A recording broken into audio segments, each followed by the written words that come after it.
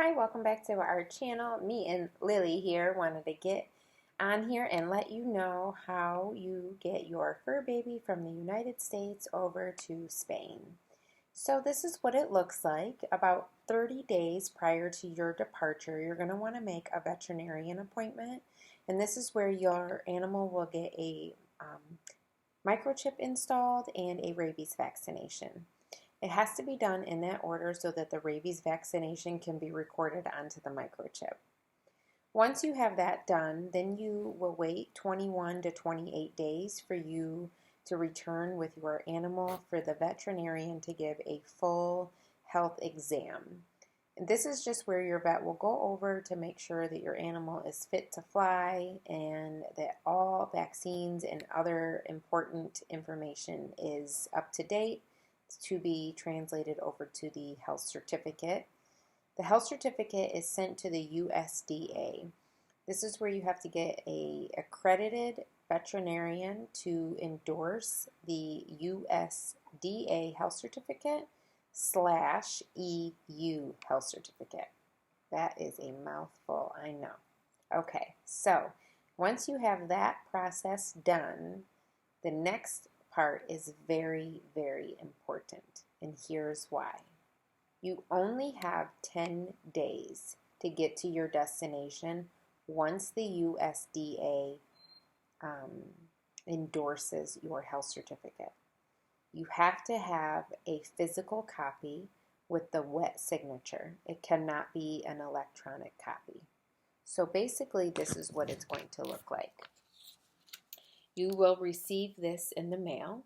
It is a 7-page document, and it has all the information that the Spanish authorities need, and it is also translated into Spanish and English. So once you receive that, you have a limited time, because usually you already are a good couple of days in from the time that the USDA veterinarian endorsed it. So you have 10 days from the date of endorsement, not 10 days from the date of receiving.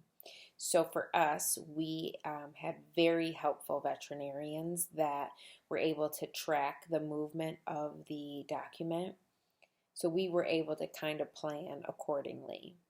So what that looked like for us is once I knew that the USDA had received our veterinarian's health certificate, and they opened it in their portal, I knew it was pretty safe to buy a ticket for us to be able to leave.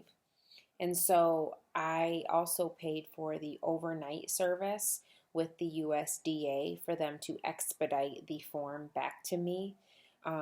So I would get it the next day, including Saturday, which was helpful. Our veterinarian sent that out. The USDA received it. The veterinarian signed it on September 8th, and I received my physical copy back on the 10th of September. So it actually went really fast, and I was very thankful because I had purchased our tickets to leave on the 12th of September.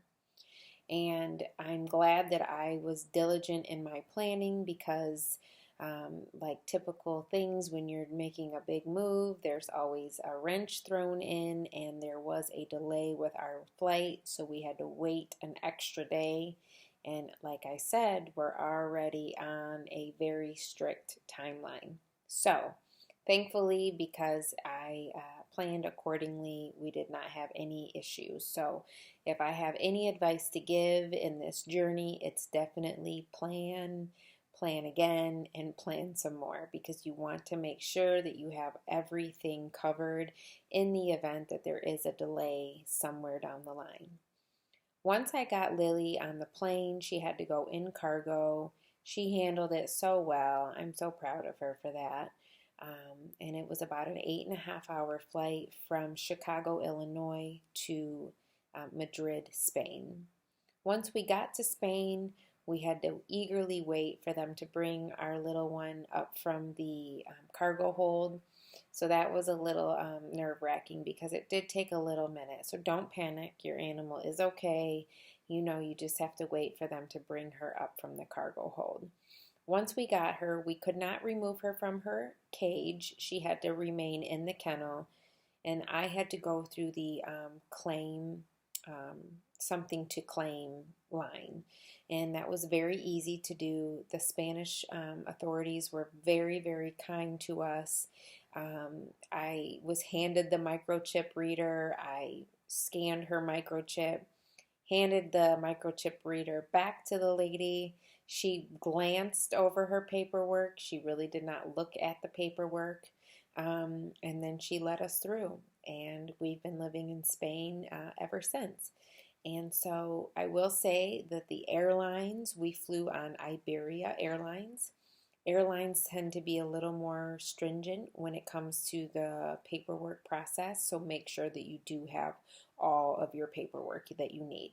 And so basically what that looks like is you will have this document, which is a 7-page document, and then your veterinarian is also going to give you a copy of their rabies vaccination certificate. And then our veterinarian, because they were fantastic, also gave us a copy of all her vaccinations that she's had. Even though that part is not necessary, it is helpful just to have extra paperwork that maybe you don't need than not having enough paperwork. So I hope this video was helpful, and I hope that it calms some of the nerves if you are getting ready to travel overseas with your animal. Every country is different, so make sure that you do your homework. I only have knowledge of Spain.